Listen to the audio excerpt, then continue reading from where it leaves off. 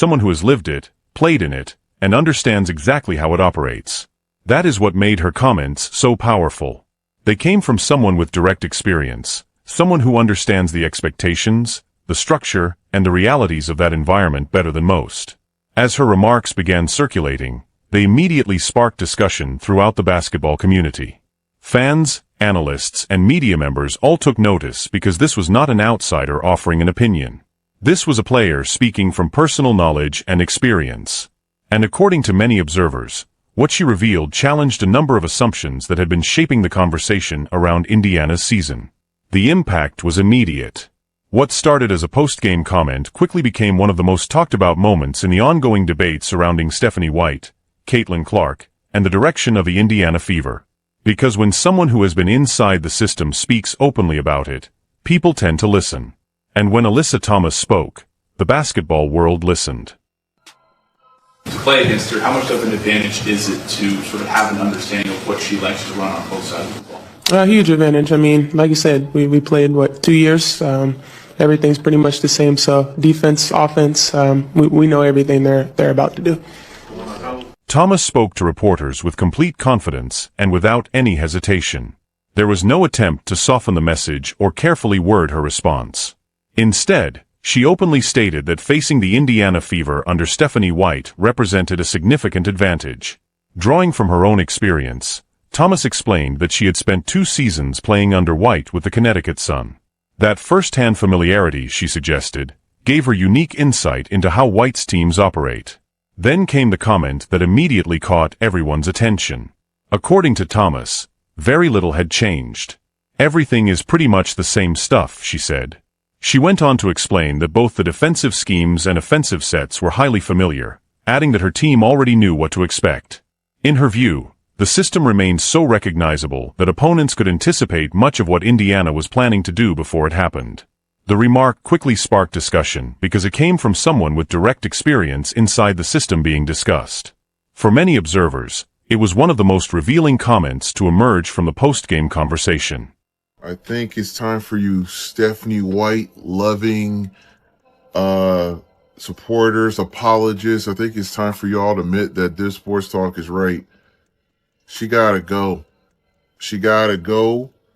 We lose the same way every time, but this time they lost really bad. Everybody was bad. Every single player was bad tonight. Every single player.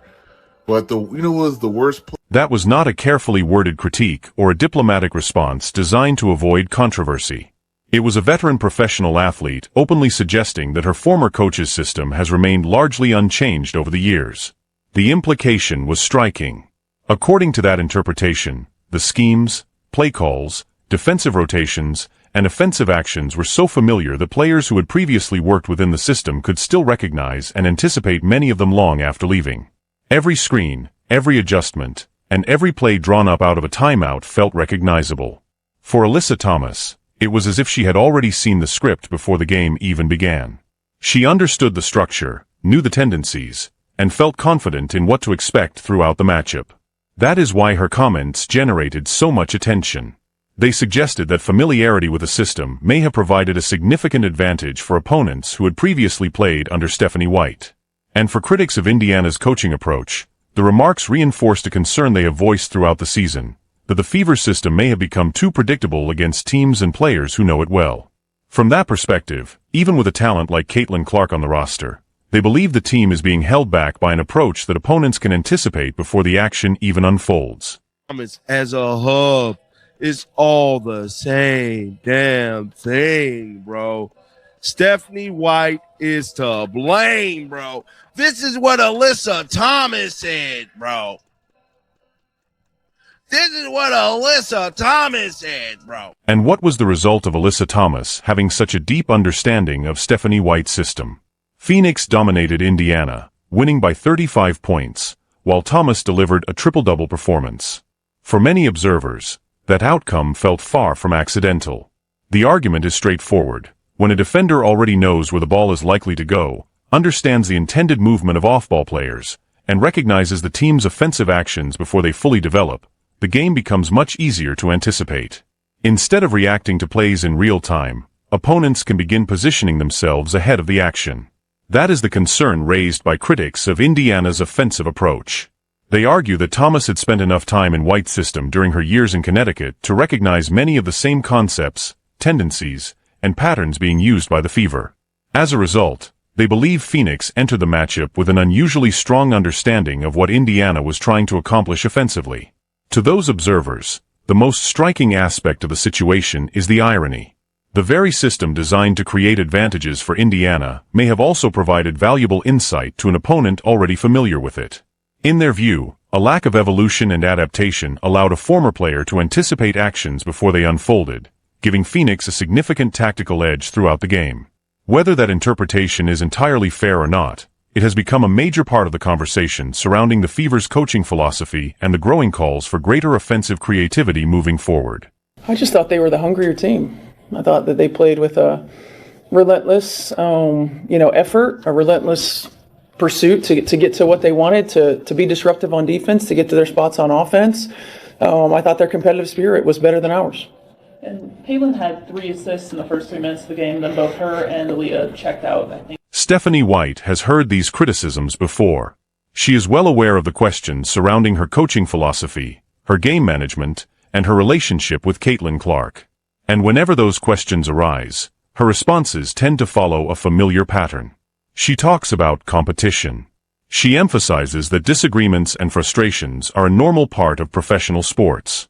She argues that tension exists in every locker room and suggests that many of these stories receive attention primarily because Caitlin Clark is involved and because her name naturally attracts public interest. Following Indiana's loss to Portland on June 1st, a game in which Clark scored just 6 points and the Fever were defeated by 16, White addressed the media with what many viewed as a measured response. She acknowledged the team's shooting struggles. She admitted that improvements needed to be made. She recognized that the performance fell short of expectations. However, for critics, those comments failed to address the larger concern. The question they continue to ask is not simply why the team struggled in one game. It is why the overall structure appears largely unchanged regardless of the opponent, the score, or the circumstances unfolding on the court. To those observers, the issue is not about a single loss or a single performance. It is about whether the system itself is adapting when games demand something different. They argue that despite varying opponents and changing situations, Indiana often appears committed to the same approach, even when adjustments seem necessary. That perception has become one of the central points of criticism surrounding the Fever's season. And until those concerns are addressed with visible changes on the court, the questions surrounding the team's direction are likely to continue.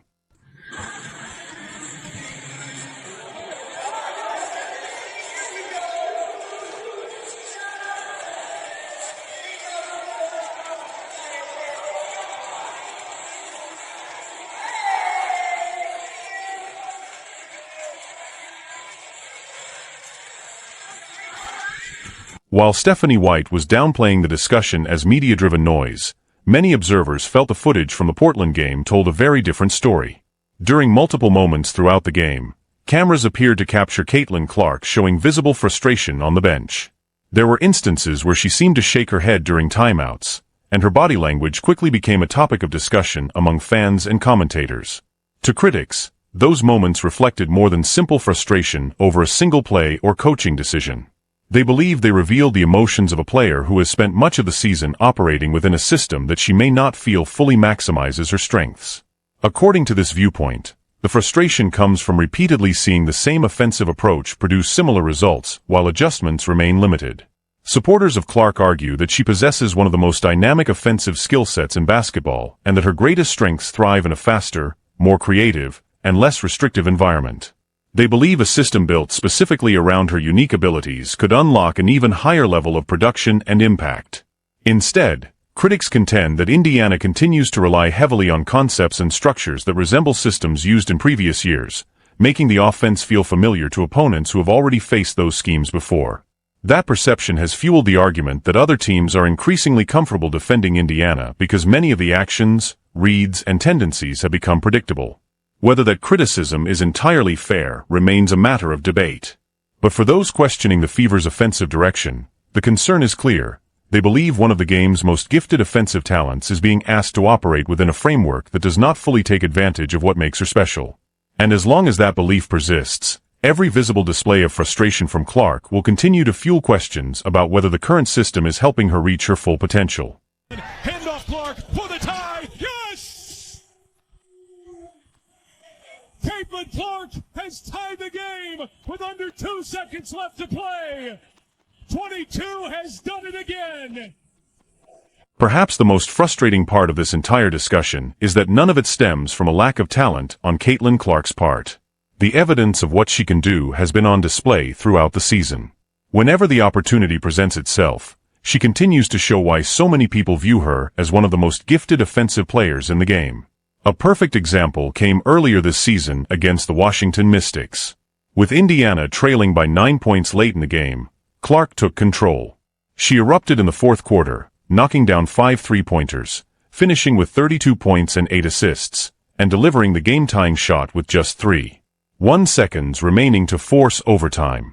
Performances like that are not the signs of a player who is struggling, declining, or losing confidence. They are the performances of a player capable of taking over games at the highest level. For Clark's supporters, moments like that reinforce a central argument. They believe her ability has never been the issue. Instead, they argue that she succeeds because of her extraordinary talent, often overcoming obstacles rather than benefiting from an ideal system built around her strengths. When Clark finds her rhythm, she can change a game almost single-handedly. She has the shooting range, playmaking ability, and competitive mentality to challenge any defense regardless of the strategy being used against her. But critics point out that basketball games are won over 40 minutes, not just during a few spectacular stretches. While individual brilliance can rescue a team for short periods, they argue that long-term success requires a system that consistently places its best players in positions to thrive. That is why the debate surrounding Indiana continues. The discussion is no longer about whether Caitlin Clark possesses elite talent. Most observers agree that she does. The real question is whether the structure around her is maximizing that talent, or forcing her to carry a burden that could be reduced by a more adaptable and dynamic approach. Caitlin, reminder you guys, had 17 points in the fourth quarter and she had 5 threes in the fourth quarter.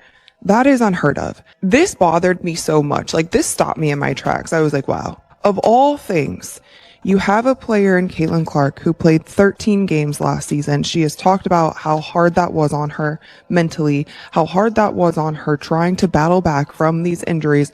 She was in a shooting slump last season. The first 2 games, she was also in a shooting slump. Everybody's saying she's washed, she's not as good, she's overhyped, calling her Jeremy Lin, all of this kind of stuff.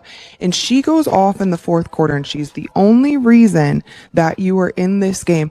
She was the reason. She made that 3 with 2 seconds left on the clock to tie up the score that ultimately sent them into overtime. That was Caitlin Clark who hit that 3. She does all of this, and you have a chance. You have a chance to praise. And how did Stephanie White respond to that remarkable performance? According to critics, the focus quickly shifted away from Caitlin Clark herself. During her post-game remarks, White emphasized the team's collective effort, discussed the contributions of multiple players, and spoke about the overall performance rather than centering the conversation on Clark's heroics. To some observers, it felt like a familiar pattern. They argue that despite Clark delivering one of the defining moments of the season in a nationally televised game, there was no clear, direct acknowledgement that fully reflected the magnitude of her performance. Instead, the conversation was redirected toward broader team themes and standard coaching talking points. On its own, that may not seem significant. But critics believe it becomes more meaningful when viewed alongside other events that have fueled debate throughout the season. They point to Alyssa Thomas's comments about the predictability of White's system. They point to the widely discussed sideline interactions that have circulated online. They point to the 35-point loss in which Thomas recorded a triple-double while facing a system she already knew intimately from her years in Connecticut. Taken individually, each of those moments can be interpreted in different ways. Taken together, however, critics argue that they form a larger pattern. From their perspective, these are no longer isolated incidents or random controversies. Instead, they see a consistent picture emerging, one that raises questions about whether the current coaching environment is truly maximizing the potential of the franchise's most important player. For those observers, The concern is not simply about wins and losses. It is about whether the organization is fully embracing and building around a talent that many believe has the ability to transform the future of the franchise and the league itself. What did you think of the rally that your team had in the fourth quarter, particularly when it comes to Caitlin? I think she made 5 threes in that fourth quarter, more than her first 2 games combined. So just your thoughts on the resilience from her. I thought our whole group showed resilience, in that rally. We showed the ability to make tough shots. We had some really good time and score execution moments, offensively and defensively, in those moments. We just have to have more. At its core, this debate comes down to a simple basketball principle. Great coaching is not about remaining loyal to a single system, no matter the circumstances.